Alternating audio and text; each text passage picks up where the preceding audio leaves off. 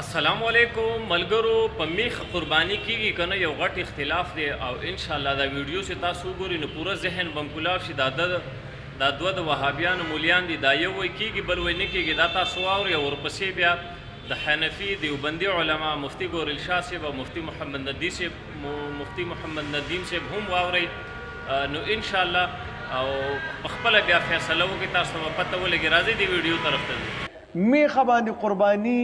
نه نبی صلی الله علیه وسلم کړي نه صحابو کړي دا او نه په هغه دور کې اچا کړي دا چې شوی دا په اوخ باندې شوی په غوا باندې شوی په ګډ باندې شوی په چيلي باندې شوی په دې سلورو شودونو باندې شوی په میخه باندې نه شوی دی وجنه بهتره طریقه دا ده چې سړی ته نه ځان وساتي نو کوم علما چې وی چې کیږي نو هغه سره دغه دلیل له هغه وی یو خدای چې علي رضی الله تعالی عنہ په دې کې د غواګانو په شان ته زکات اخیستو حلال والی خبره نه کومه حلال خدا حلال خو ډیر شذونه دي قرباني چې کې لازم په بهیمه الانعام باندې کې او بهیمه الانعام یو څو سروت ویل کې اوخ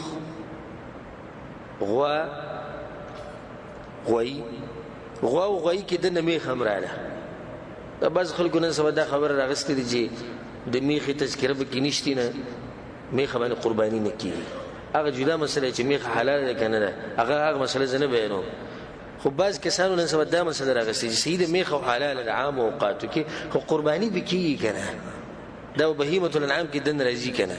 موږ صحیح قول ده ان شاء الله چې دا بهیمه الانعام کې دن راځي کې دا غوا یو قسم ده او لغت چې څومره علما دي د جبه هغه ټول دا وایي چې دا جاموس چې دا د غوا یو قسم دی بعضې خلک وایي د میخې قرباني ناروا ده دا په حدیثو کې نه نشته مونږ وایو که د میخې قرباني ناروا نه نو د میخې پیس کلم بیا ناروا دي که به مونږ ته په حدیثو کې وښیي چې د الله د پیغمبر صلی الله علیه وسلم چېرته په عمر کې د میخې پی استعمال کړي دي د میخې پی د الله پیغمبر صلی الله علیه وسلم نه دي استعمال کړي دا ځان سره یاد ساتئ ښه د غوا پی استعمال کړي دي او میخه په عربو کې نه ورغلي د میخې پی نه دي استعمال کړي نو پیو تخین کړي شړتار تنو باس اسکی او شوملی اسکی او قربانی ناروا راغلی دا زمونږ فقها احناف را اداره غلی دا الجاموس کالبقر میخه په مثل دا د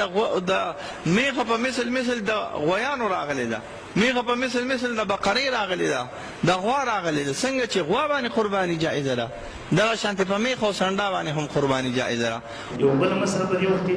ډېر خلک څه کوي شروعات کوي یره په میخه باندې قربانی کیږي کنه کیږي چونکې د غیر مقلد هم تاسو کو تاسو امامان نه منئ ودار میخه وخت چې تاسو خوري د دې علت د کوم ځای نه دی هغه ظالم زمو مخکې خو به قرباني هم کولې نصیب یې بولس کې ماسته به وړه خو اوس چې کله ګیر شو عوام راګیتل نو سره قرباني نه مسین کارو ګیر د دې قربان یاد ساتئ د قران د کوم آیاتونو د کوم احادیثونو چې د وا قرباني ثابتېږي د حق نه د میخه قرباني هم ثابتېږي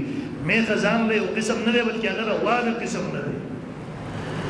کتاب الاجماع کی امام ابن منذر رحمه الله کی وجمعوا على ان حكم الجوامع سے حکم البقر په دې باندې د امت اجماع ده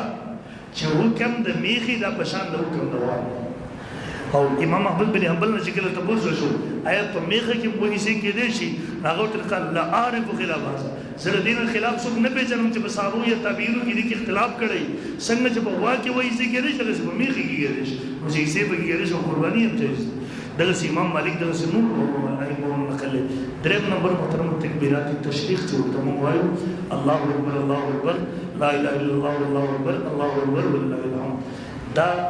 د نهم ځله جنه شروع کیږي زمونږ د ملک په حساب سره د پاکستان